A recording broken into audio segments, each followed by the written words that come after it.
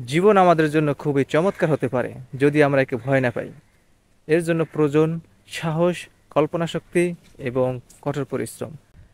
আপনি জীবনে কতবার পরাজয় হয়েছেন তাতে কিছু আসে যায় না, কারণ আপনার একটি জয় হলো সমস্ত হারের যোগ্য জবাব।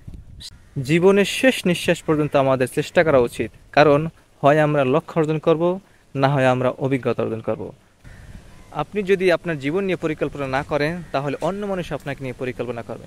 তাহলে একটু ভাবুন অন্য মানুষ আপনার জন্য কী পরিকল্পনা করবে।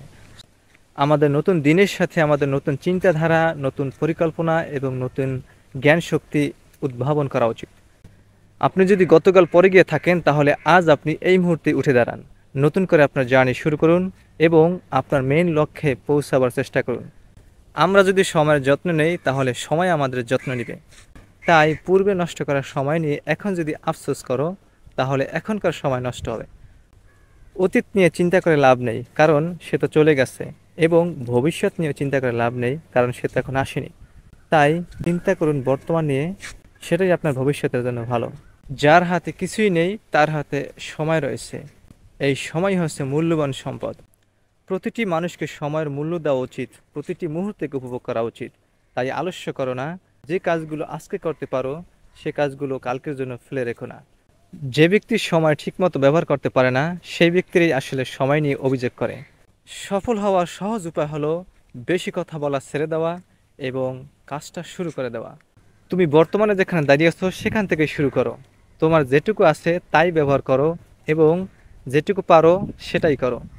আপনি যদি আপনার জীবনে রিস্ক নিতে অপছন্দ করেন তাহলে আপনি স্বাভাবিকভাবে জীবনযাপন করতে শিখুন।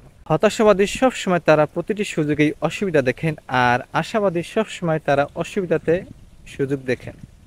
শুধুমাত্র তুমি তোমার জীবনকে পরিশ্রমের মাধ্যমে পরিবর্তন করতে পারবে, তুমি ব্যতীত অন্য কেউ তোমার জীবন পরিবর্তন করতে পারবে না।